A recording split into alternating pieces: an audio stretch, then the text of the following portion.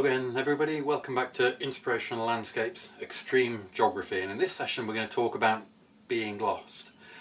At this stage in the module, a lot of students often tell me that that's how they feel lost. And they say that as if it's a bad thing, but it isn't, it shouldn't be.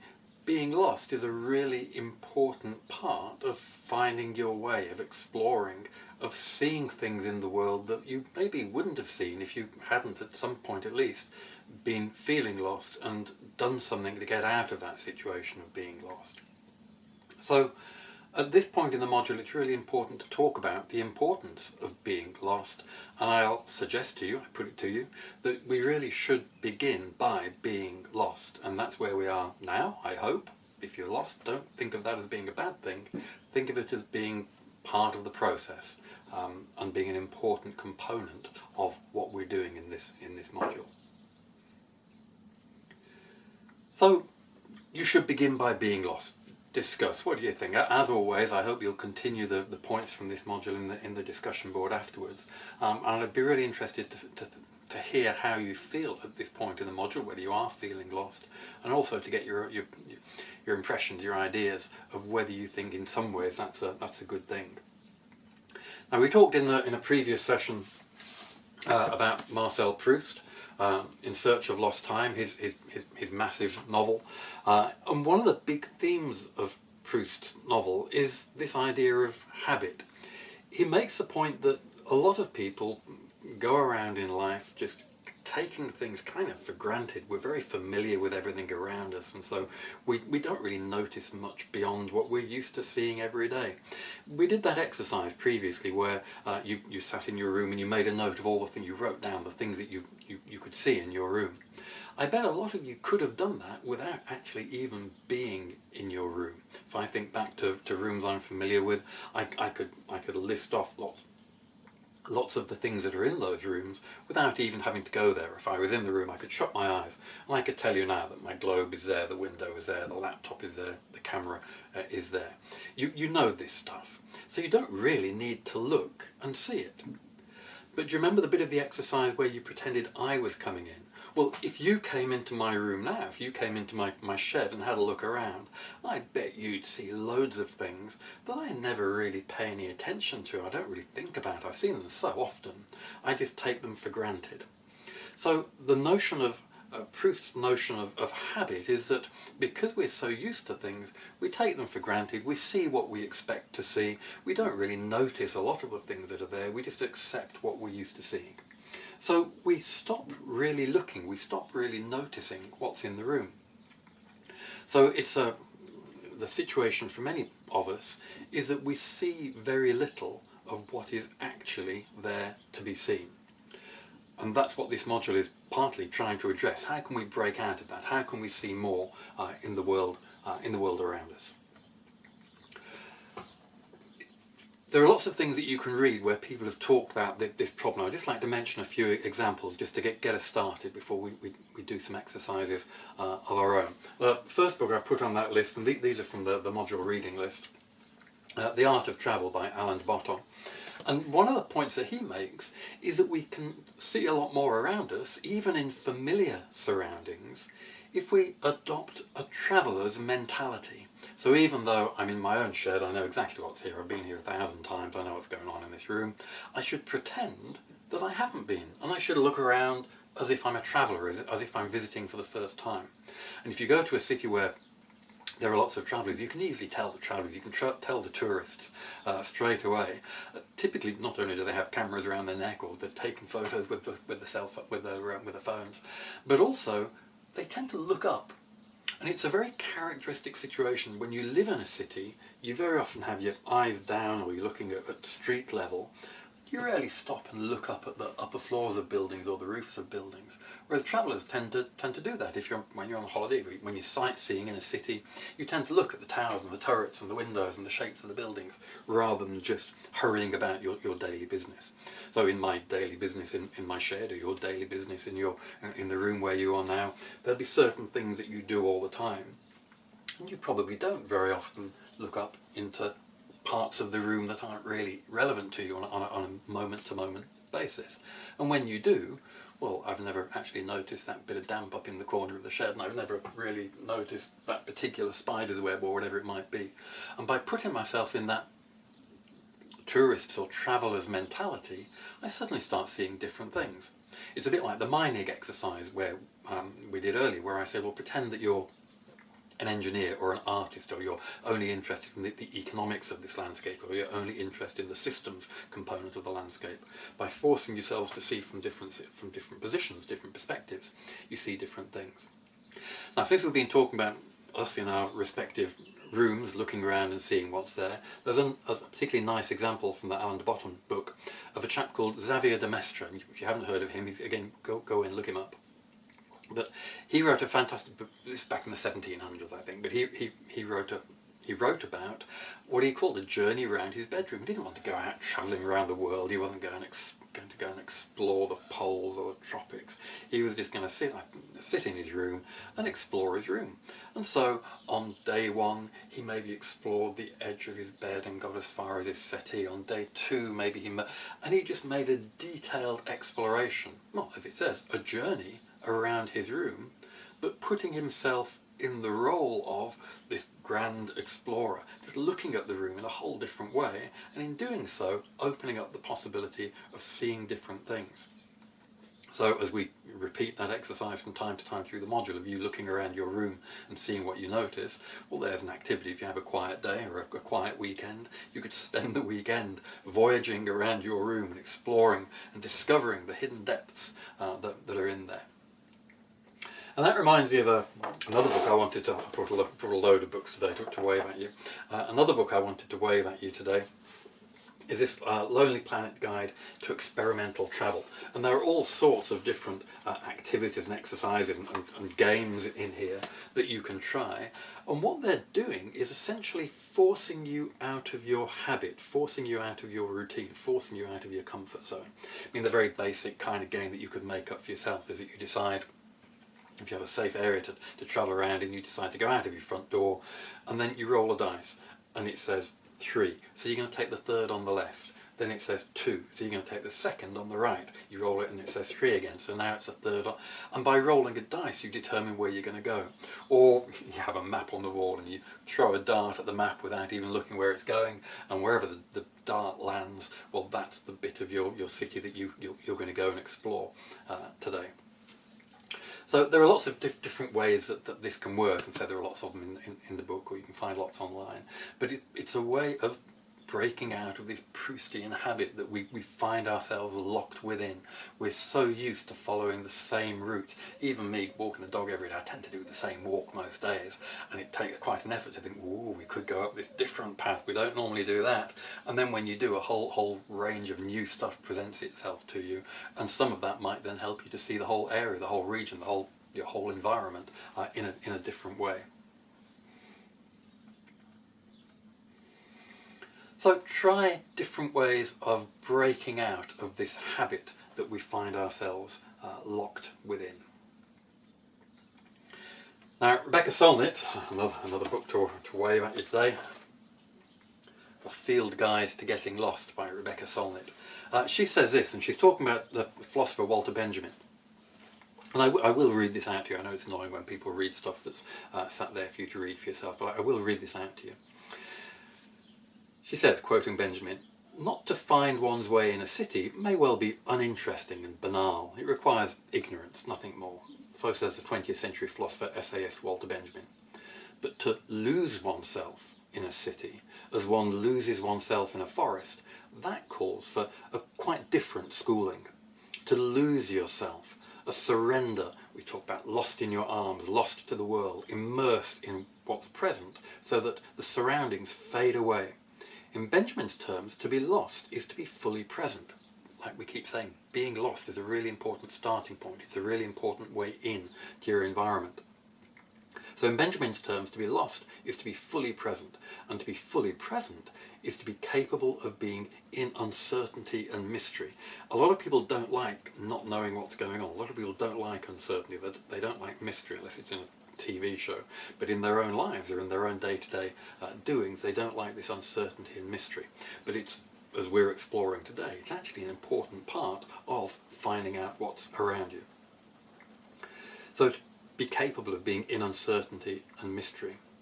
And one does not get lost, but one loses oneself. It's a conscious act. The implication that it's a conscious choice, a chosen surrender, and I like this last line, a psychic state achievable through geography.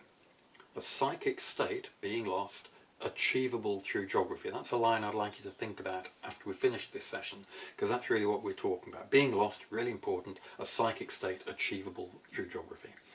So I guess the question then is, how do we achieve that? As always in these videos, remember you can pause the video to shut me up and read it at your own pace if you want to. But how are we going to achieve that state of being lost and thereby seeing more in the world around us? Well, I'm going to say that it boils down to, well, we'll start with these two anyway, the more will arise during the module. But we can make choices about how we see the world, how are we going to look at things, what are we going to choose to notice. And we can also make choices about how we are in the world, how we act in the world, how we place ourselves, how we situate ourselves within the world. So there's how we look out at the world around us as if we're somehow separate from it, and there's how we place ourselves within it. And you remember earlier in the module we kind of begun to raise this question of, well, when we talk about landscape, is it us and the landscape? Are we external looking at it, or does the landscape include us? Some of you will naturally have included yourself in your list of what was in your room. Others of you will have naturally not included yourself in your list of what was in your room, and that will give you a clue as to your initial starting point on whether you feel that you're part of your landscape or a separate observer of your landscape. So anyway, we can make choices about how we see the world, and we can make choices about how we are in the world. Let's explore those a little bit. Let's think first of all about the choices we can make about how we see the world. And a point that I want to raise here is about art. One of the subtitles we sometimes use for this module is creative geographies, and we're very interested in the way that art, in the broadest sense, relates to geography and relates to our views of the world. And one way that we can learn more about the world, we're talking a lot about how other people see the world and seeing through other people's eyes.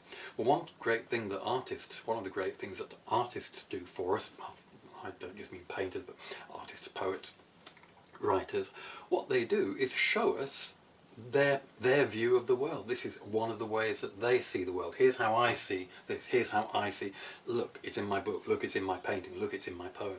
And we can look at those books, paintings, poems, and we can see through the artist's eyes, giving us different points of view on sometimes familiar things, and seeing them differently.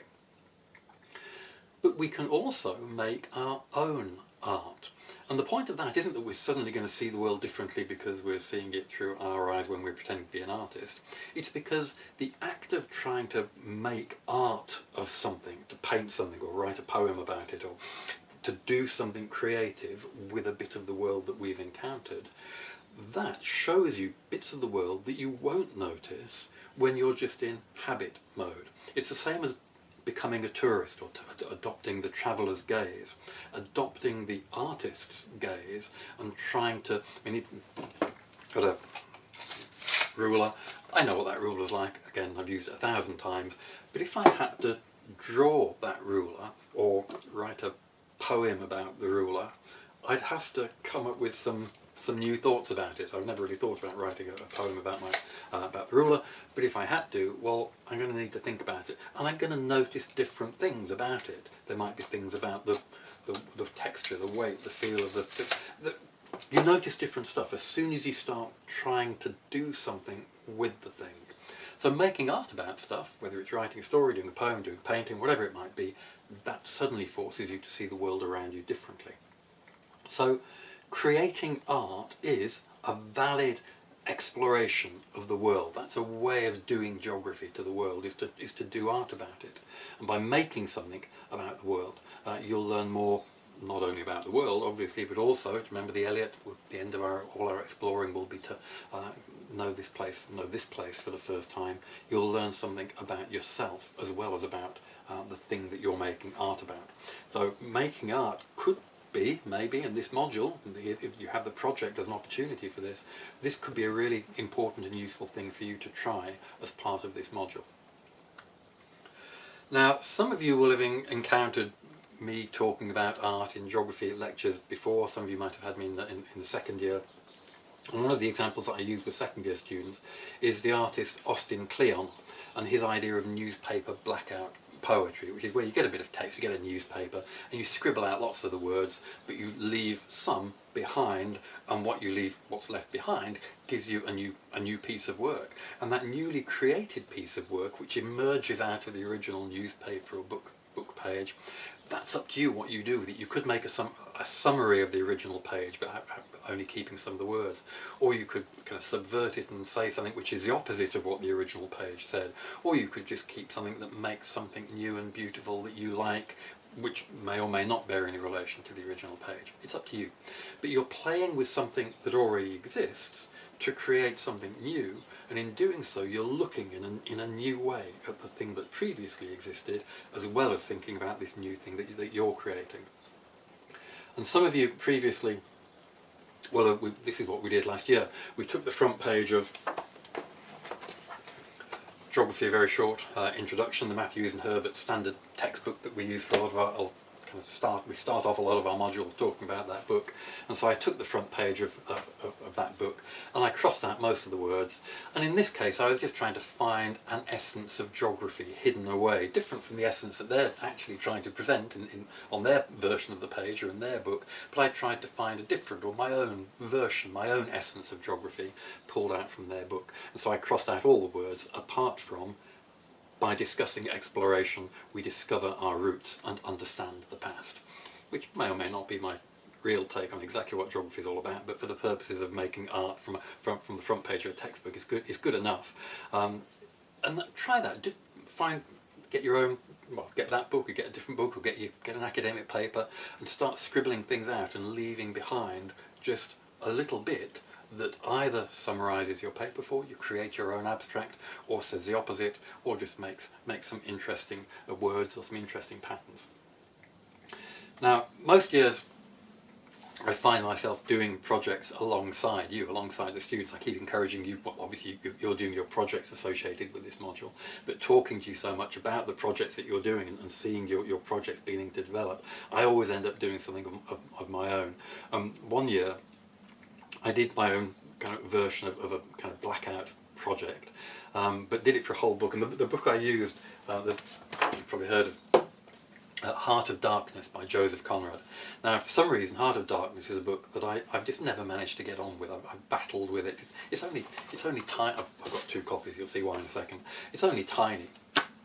There's not much to it, but for some reason, I always found this book impenetrable, which I guess is appropriate given the subject matter of the book. And I thought, well, when thinking about blackout poetry, I happened to have 2 copies of this, and I thought, well, tell you what, I'm going to take one of these copies, and as a way of maybe breaking the deadlock with this book, instead of just trying to read it, I'm going to do something with it. I'm going to do blackout poetry to it. So, working through the book, I just took alternate pages, and I just started crossing out. I did alternate pages because it kind of bleeds through the page and makes a mess on the back. So on alternate pages, I did a kind of blackout version of what was on the page. And I kind of created something that I quite like. I say, try this for yourself. What I thought I'd try and do is keep it nice and simple. Just pull out a few words from each page that somehow left me with the essence of my own interpretation, my own reading of the book. And in doing so, I kind of got engaged, I got involved, and I got much further into the book. I have to confess, I still haven't finished, but I got much further into the book by doing something with it than I did by just trying to read it. I'm sure the literary purists will be horrified at this, but I'd recommend it also for just revision. If you're trying to revise a geography textbook or something, do this to it and try to pull out the essence of each page. So I ended up with the wind, the river, the tide before us, interminable. The motionless earth, looking to seaward, was holding our hearts. The memories of the sea are like jewels. What dreams appear in the dark places of the earth? Imagine a ship with a civilized man lost in exile, in doubt, and think of the savagery in the hearts of men, and the abomination, the hate. If you're familiar with this book, maybe that's ringing a bell. I could go whipping through the pages here really quickly, but pulling out. The river was the farthest point of my experience. Then I got a passion for maps and all the glories of blank spaces on the earth. I would go there, the blank spaces. We were talking about our own inspirational landscapes. I guess this is a giveaway as to what for me is an inspirational landscape, a blank space on a map. I mean, that really is the ultimate draw for somebody like me to go and explore. And on it goes. I got my chance and left. Afterwards, bones and black rotting calamity, mad terror. I wasn't, I should, I am, I'm not, I don't know. Adieu. And on it goes. So you can do what you don't have to just kind of summarise the story. You could do all sorts of different things with that. You could do crochet, you could write a play, you could write a symphony, it doesn't matter. The point is, by doing art to something, you learn about the something, as well as creating art and learning about yourself. Try that. Just try something. You don't have to do black art poetry. You can do anything, but just explore that idea of using art or using some kind of creative work as a way of exploring a topic and seeing more. We'll come back and we'll say a lot more about that later on in the module. So we said there were choices about how we see the world that you can make. You can choose to see the world in different ways. You can embark on art projects or whatever. There are also choices that we can make about how we are in the world, how we see ourselves in the world, how we act in the world, how we engage with the world around us. And I'm just going to recommend a video extract to you here, and if you're doing this as part of the Keele module, I'll put this link onto the KLE, so immediately after this this mini lecture you can go and watch that video, or you can pause the lecture now and go and follow the link to that video and watch that, and then come back. But this is a video in which a chap called Stefan Pashov is talking. It's a film by Werner Herzog, Encounters at the End of the World, and the extract I'm asking you to have a look at, you can find it on YouTube, is he's a philosopher tractor driver in Antarctica, talking about how he ended up in Antarctica, on what the kinds of people there are that he's meeting down there. What kind of person chooses to go and be at the ends of the earth, at the bottom of the earth. And I'd just like you to have a look at that and just have a think about the kinds of choices that people make about what they do in the world, and specifically about geographical choices. Not everybody has geographical choices, of course, there's a privilege to that, but if people do have geographical choices, what choices do they make, and why is that? And this relates obviously to the inspirational landscapes ideas that we were talking about previously, about what is your personal inspirational landscape. Some of you will be looking at this and thinking, wow, Antarctica, brilliant, love it. Others of you will be thinking, under no circumstances, that's not at all what I mean by an inspirational landscape. But just have a listen to this chap, Stefan Pashov, and see what he has to say. Now, this isn't actually incorporated in that extract, although you can find it elsewhere on YouTube, and if I can find the link, I'll stick it up on the KLE for you. But in addition to what he says in that previous extract, I particularly like this point that he makes about there's a philosopher, Alan Watts, and he said, well, as Pashov says in these lines, there's a beautiful saying by American philosopher Alan Watts. He used to say that through our eyes the universe is perceiving itself. We're the witness through which the universe becomes conscious of its glory, of its magnificence.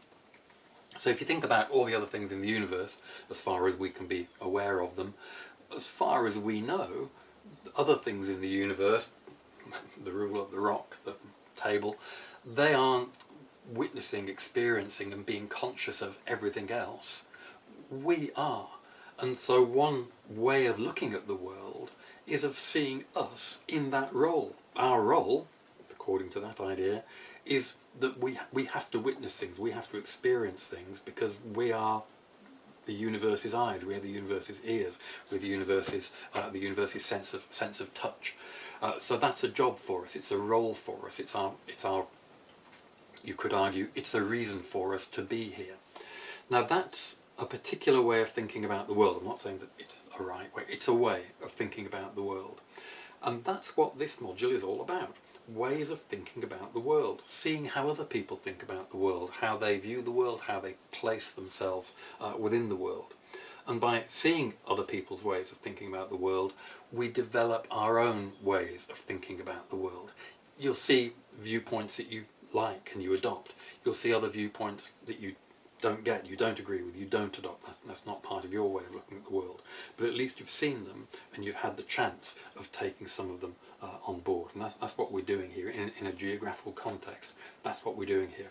Proust. It isn't just about going to new places, it's about seeing through 1,000 different sets of eyes. So, if you're feeling lost, it's not a bad thing. Embrace that. Dive into that. Be lost at this point, because it's a really important way of beginning, is to be lost. And then we can work on that. We can explore. We can find our way out. And in doing so, we're going to discover a lot. So, by way of, in a sense, this is a conclusion slide, if you like, to today's session. So, shed those usual habits. Try to get out of that mud that you're stuck in. As Proust would say, you used to do the same thing. You look, you notice the same things. Your lists of what was in your room, the table, the light switch, the chair, the carpet. So boring. Have a different point of view. See different things. Notice different stuff. Look from somebody else's point of view and see what you can see. Try experimental travel. And if you can't get out into the world around you at the minute, well, try experimental travel in your room or in your house, in your shed, wherever you happen to find yourself. And look around as though you haven't seen this place before, as if you don't already know this place. Remember, our exploring, the end of all our exploring will be come back where we started and know this place for the first time, know ourselves for the first time. So your mission right now is to go out and do that. Go and do some exploring, go and lose some habits, go and make some art, and go and try and see things differently. And ideally, we're going to end up seeing more things and seeing them more clearly. But beginning by being lost is really important. So I'm hoping that that's kind of where you are. And if you're not, well then get yourselves lost. Don't think of the experimental travel as being a way of finding yourself. It isn't. It's a way of losing yourself. Remember, it's a conscious decision to lose yourself. Okay? All right.